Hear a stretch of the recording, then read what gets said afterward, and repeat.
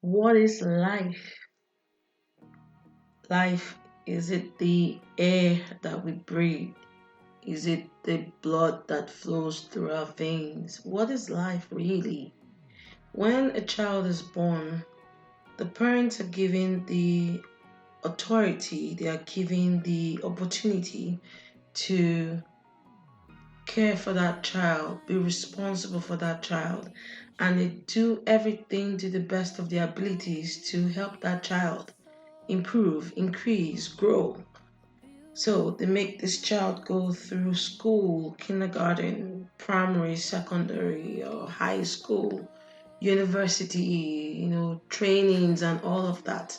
So they could amount to something when they are older, when they've gotten to the age of accountability. Now, that age is the age where the child is now responsible for himself. Now, it has nothing to do with what the social norm has termed as adults, age 18 or 21. But the moment a child is able to think for himself and make decisions for himself and understand what good is and what bad is, and understand what is good for him and know what is bad for him, and can make a decision to live either ways, that point is when that child has gotten to the age of accountability. And from that point, he is responsible for his own decisions. So, when we go through all of these things, and we are taught that you go to school and then you get a good job, and if you get a good job, then you probably get a good spouse, and then you be married and you have a happy home, and then you make more babies and everything is going to be all right. But does it always turn out that way? I mean, there are so many cases where people went to school and then they get a good job and then they are miserable and they even kill themselves. And there are also cases where people go to school, they study hard, they get good grades, and then when they come out, they can't get a good job. So these things are not guaranteed, but this is what we understand as life. Life doesn't come with a manual. No one can actually tell you how to live your life in such a way that you would never get any kind of pain or suffering or heartache or any of these distresses that we face. In fact, I believe nobody is immune to any of these distresses. But there's certain things that we need to understand, that we need to know, that can help our lives become better, a whole lot better. Now, before I continue, I just want to mention there are three constants in life, regardless of who you are, where you come from, what you do, what you understand, what religion or what God or which God you worship, regardless of all of that, there are three constants in this life. And these constants are: number one, love; number two, time; and number three, debt. These three constants, they always remain, always, regardless of the time. I mean, regardless of the environment, the country, the culture, the age group. These three constants, they remain. So, how can you guarantee that you have a good life? How can you just, if your child asks you today, Mom, Dad, how can I have a good life? Well, you tell him what you know. You go to school, you study, get a good job, make some money, find a nice girl, get married, all of that. But really, does that guarantee that that child will have a good life? The truth is that you cannot give any guarantee. But if they understand how to work with these constants in life, then maybe they could have some sort of not even guarantee, but a sort of trust that things will turn out right. Not hoping, this is not hope, this is not faith. But when I say trust, it's a constant, it's affirmative, it will turn out right. Okay, I don't want to waste too much time trying to explain all of these things, but let's just let's just dive into these constants, the different constants. Everyone goes around, trying to make sense of what their life is, what's the purpose of their life, what they are put on this earth to do. A lot of people, they just keep going around and around because they don't seem to know why they're on the earth, what they're doing, what contribution they are making. They're just there and living, not making any difference. And if you find yourself in this situation, well, you're not alone, but that shouldn't be a consolation. But what I'm trying to say is that if you find yourself in this situation, you haven't done anything wrong. It's just that you haven't been exposed to the kind of information that you need to help you become, a happier person, or live a happier life, or more fulfilled life. Okay? If you understand these three constants that I'm talking about, you'll be able to apply them to your life. So let's just move into it. The first one I'm going to talk about is love. Now, what is love? How can you define love without actually using the word love? It's affection, deep affection towards something or someone. Okay, now going back to the biblical aspect, because I speak from the Christian point of view. God is love. God is made of love. He is an embodiment of love. He is himself love. And he's created man to be like him. And that means man is also made of love. He is made for love. And he is love. So, bottom line is that man, human being, need love. As much as they need air, they need love. They produce love, they give love, they receive love. Everything about man is love. Now, the world has turned out to be a very wicked place. That love is one thing that is being manipulated so badly to cause so much damage. But if you look at it in the entirety of it, love is what makes us tick as human beings. We need love. I know there are different types of love, different expressions of love. We have agape, God's kind of love. We have the eros, what you share with your spouse and your boyfriend and your girlfriend and all of that. And then you have the philo and all, different expressions of love. But love, whatever expression it takes, is something that we all need, is something that we all require, is something that we all need to give. Now, when that is lacking in your life, it brings about a serious discomfort, a serious restlessness. They are craving touch, they are craving talk, they are craving some kind of attention. They are putting their minds into things that would take the attention away from the lack of this love. And all of these cannot fulfill that one single need that we have been made with and for.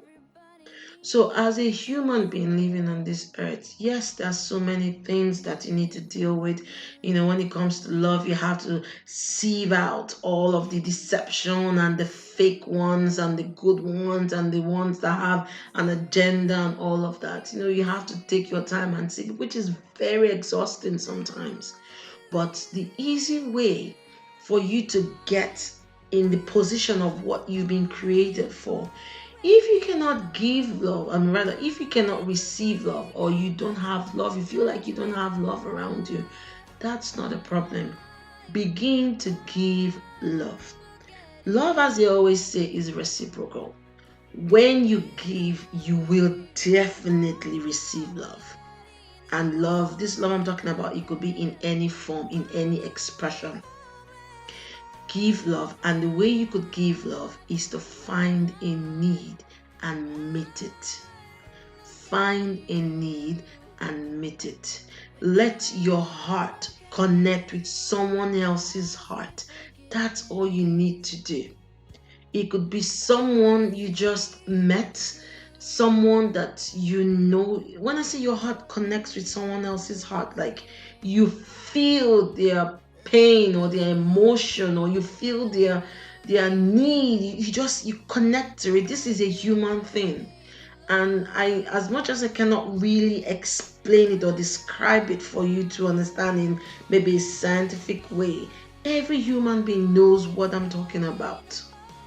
Every human being, babies, just they don't need to even think twice about it. They connect. They see someone who has a lot of love, immediately that baby connects to the person's heart, and the baby feels that love, that protection, that warmth around him. So as a human person, you need to be able to connect to someone else's heart. And you don't have to wait for someone to come and tell you that they love you and give you roses. And all of that is just a show of affection. It is not affection. It is not it. That's a show of it. Connect to someone today, and rather than wait for someone to come and give you love, give someone love. Identify a need, meet the need, connect to someone's heart. And trust me, the moment you do that, all of that restlessness would leave. And it's not like a one-time thing or a one-off thing. It has to become a way of life. A way of life. Not, you don't have to spend your money to make sure someone else is comfortable. That's not what I'm talking about. Connect to someone. Oh my God, just connect to someone. You see someone, he seems lost, and you just have a word with him. How you doing? You okay? What's happening? Have a little chit chat. The next thing you know, the person's heart opens up to you and he wants to tell you a little more. Or maybe just sit down and talk about the weather. At that moment, your heart connects to that person and you are giving love. And as you give love, you receive love. You may not receive it immediately, but trust me, that love comes back. It comes back. So that's it about love. Love, it's a necessary part of our lives. It's just as important as air. And we need to have love for us to function the way we ought to function. So that's love. That's one on the side. Let me talk about time now. What is time? Can someone just define time without physics? Define time. Time is infinite. Time has no description. It's infinite. It has no boundaries and borders. It's endless. We as humans, we try to quantify time. So that's why we have the seasons, days and months and years and all of that. We try to quantify time, but the reality of it, time has no boundaries. It's just time. It doesn't wait for anyone. It doesn't stop. It doesn't reverse. I know with the story of time travel and all of that. Who knows? When we're looking at multiple dimensions, yes, there's a possibility there. There is really. But even at that, time doesn't stop. You just move on to a different dimension from your own current state of reality. But that's a different talk anyways. But time doesn't wait for anyone. Time doesn't reverse. Time has no boundaries. That's the thing about time. Now, everybody walks in time. Everybody walks in time. Nobody that is alive walks outside of time. Time controls, or everyone functions in time. I'm not even talking about with time. I'm talking about in time. Everybody functions in time. But one thing that we need to understand about time is that time is very versatile. It's broad, and time takes a lot of different forms. Now, I like to compare time and truth together. Truth is subjective, really. Your truth is not my truth, may not be my truth, but your truth is your truth. And as far as you know, that's how it is. Nobody can tell you anything else. That's your truth. But that truth may be different from my own truth. So, same thing with time. Time can take up different forms, time can take up different characters. Now, one thing we need to understand about time is that time is there to work for us. Remember, I said everyone is in time, everyone is working in time. No one in this life, no one in this world works outside of time, because time is all around us. Time is what it is. But time is designed to work with us. So as it takes different forms, we should be able to construct time to suit us. I know this sounds a little crazy to some people, but for those that understand what I'm saying, kudos. All right, let me try and break this down a little bit more. I'm sure we've heard about Chronos and Kairos, right?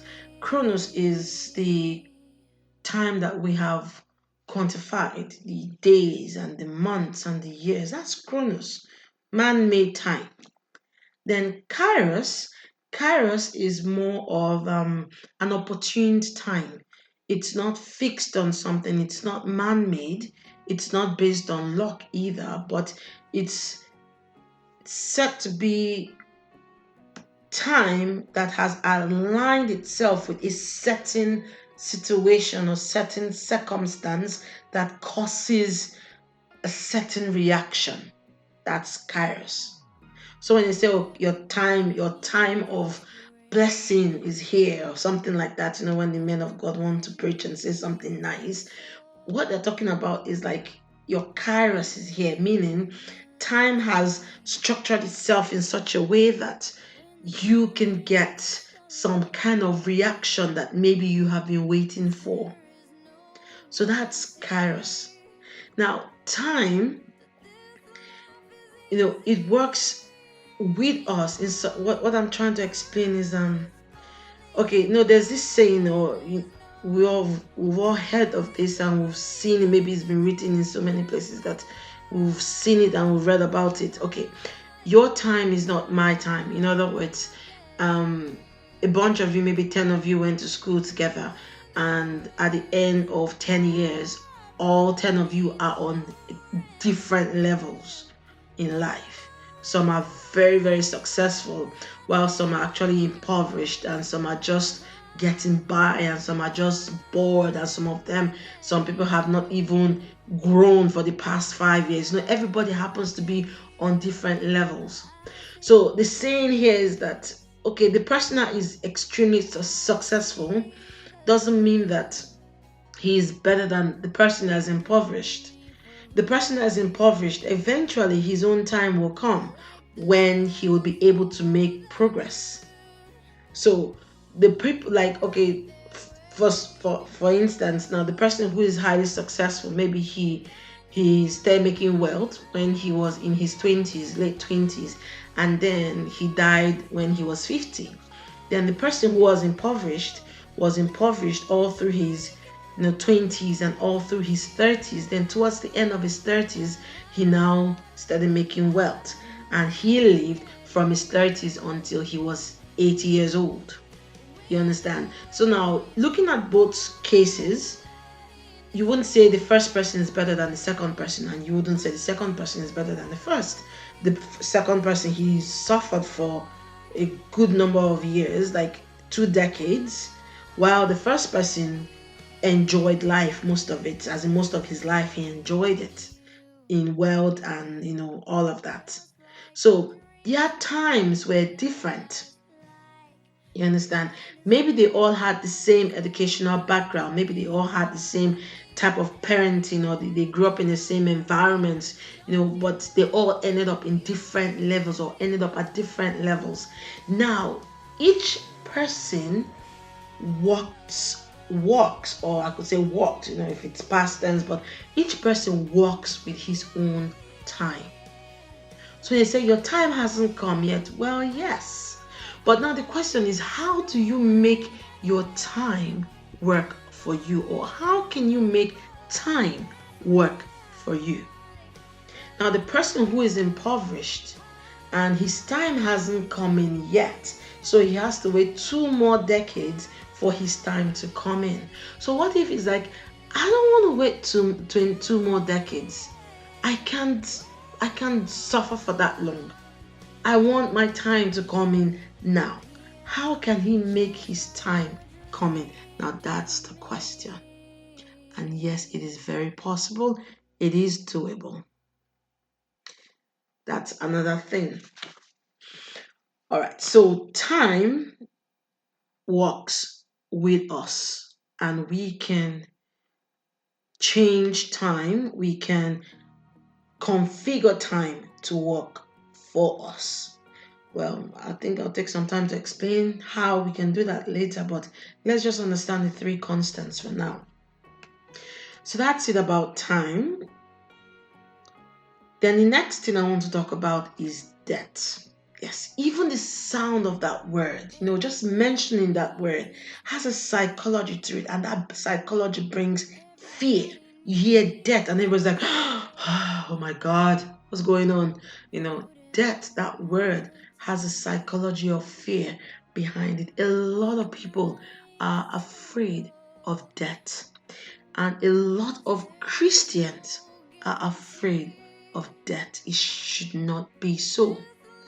As it is, even here, in Nigeria, my country, someone could actually give a pastor, I'm doing a quotation with my hands, my fingers, like pastor, yes, so-called pastors, they could give a pastor all of their life savings if that pastor can promise them that for a whole year he would pray for them that they would not die, that they and their family members or their loved ones will not die. They would gladly give that pastor everything that they have. Why is that? It's just because of the fear of death, and that is wrong. Now, death is inevitable. It is. It is inevitable. It happens. It happens. But it's not absolute. I want to talk about death. Death means basically the cessation of life, the cessation of something, like something comes to an end. It could be life, it could be anything else. But death, it is a constant, and it happens. Every human person has to face death at one point or the other. So what's the point, or why would you be afraid of something that you will have to face eventually? No matter how much you run away from it, no matter how much money you give so-called pastors to pray for you, eventually you're going to face that. And when I'm talking about death, I don't necessarily mean cessation of life. Somebody is dead and the person can no longer breathe and talk and walk, and his body is decaying. That's not what I'm talking about. Well, that's part of it though, but it's beyond that. Now, one thing you also need to understand is that unlike love and time, death is an entity. Let me explain a little further. Now, love is you. You cannot avoid it. You can try to live without it, but eventually it will catch up with you because you are love. You have to have love. You understand? So it's you as a man, as a woman, as a human person. Love is you. Time is everything else. Time is where we are in. Time is, we are all in time. So time is around us and we cannot do away from time. We cannot exclude ourselves away from time. As long as we are alive, we are in time. So time is around us. We can conform time, we can shape it to suit us, we can try to work with time, but we cannot exclude it. So that's what time is. But death is an entity, meaning it is like a thing that you can actually add or remove. You could add it or you could remove it. You could have it wait and then you could say, okay, I'm ready. That's what death is. It's an entity. It doesn't necessarily force itself. It doesn't necessarily be, it's not man. It doesn't become man. It doesn't become a person. It doesn't become a thing like that must be adhered to. It is an entity. It can be managed, it can be controlled, it could be excluded. That's what you need to understand about death. But another thing again about death is that death eventually brings life. Death eventually brings life. Once something is cut off, on that spot, something else can grow. That's what it is. Death eventually brings life. So when you hear things like something's gotta give, or something has to happen, or you know, situations like that, you have to lose some to gain some, things like that. Death is at work in these situations. Now, if something isn't working, a lot of times you advise you, why don't you just let it go? When you let it go, you'll be amazed how new doors will open up for you. Why hold on to something that is gone, that is dead? Leave it, let it go. And as you let it go, a new door opens up. All right? So death is an entity that we reckon with. Yes. You can talk to it, you can stop it, you can have it hold on for you. If you're not ready, you can have it wait. Now, even when you look at the apostles, there were times when God gave them, in times of crisis, God brought salvation and he said, nah, I've had enough, I want to go. Even look at Paul.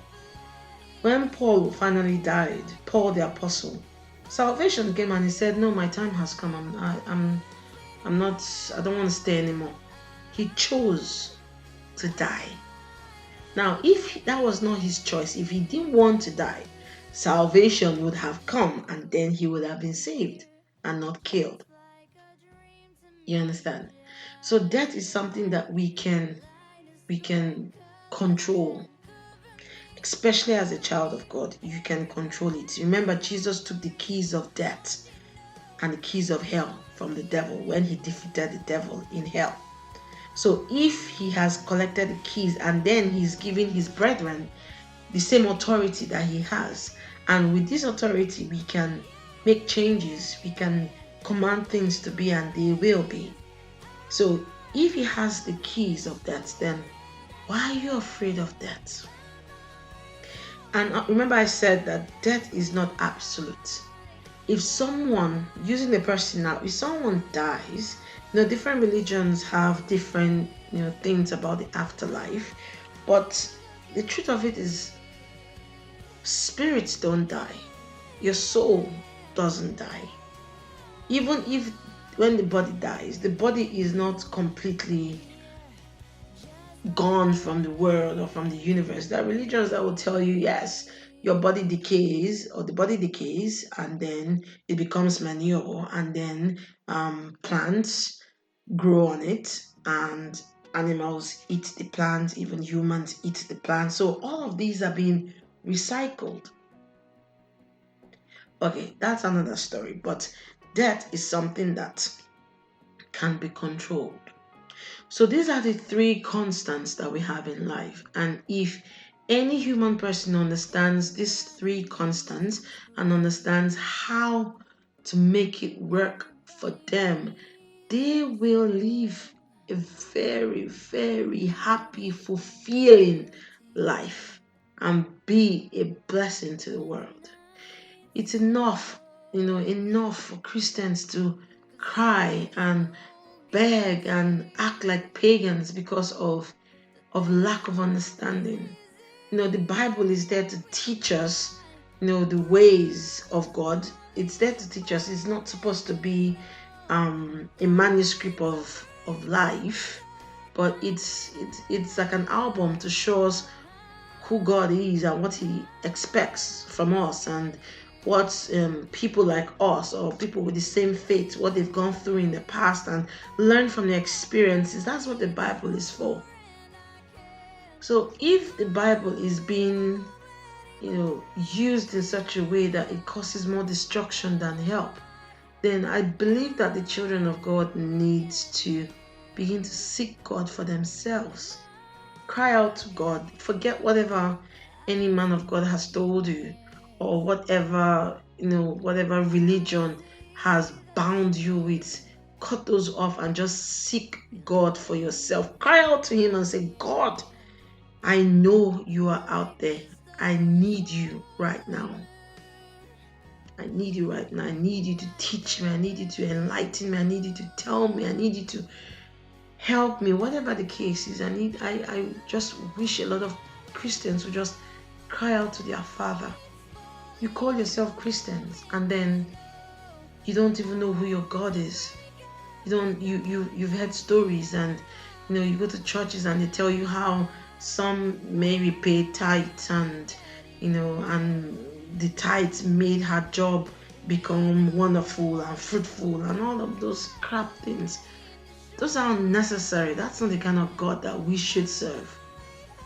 That's not our God. That's just man-made religion to extort money from ignorant Christians. And it shouldn't be. It should end. It should end. This message is for Christians. Christians ought to live good lives. And when a Christian, someone who is born of God, who is born again, who loves God, who has accepted Jehovah and Jesus Christ as his Lord, and yet he is subject to so many terrible things and he can't even help himself, that's bad.